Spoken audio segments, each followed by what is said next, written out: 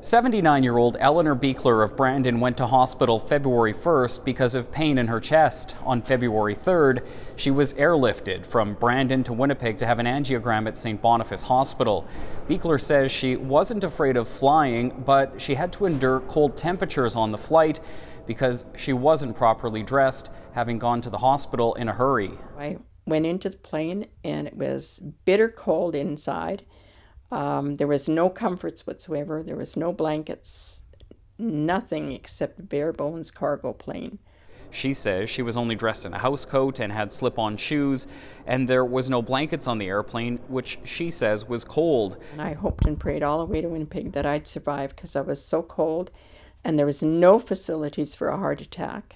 If I had one, I would die. Once she got into Winnipeg, she says the ramp to exit the plane was covered in snow. NDP leader Wab Kinew raised concerns about her experience, pointing a finger at the privatization of air ambulance services. The answer to the question of where do we go from here, I think the first step has to be higher standards and the enforcement of those standards. Deputy Premier Cliff Cullen responded to concerns in the House, citing a request for proposals that went out to improve medical aviation services. This, I think, RFP will also build a more modern critical care service that supports the evolving needs of Manitobans. Let me say I'm hoping 100% that there will be changes.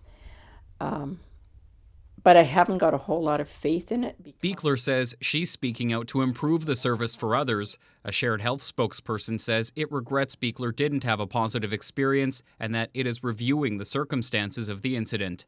Josh Crabb, CBC News, Winnipeg.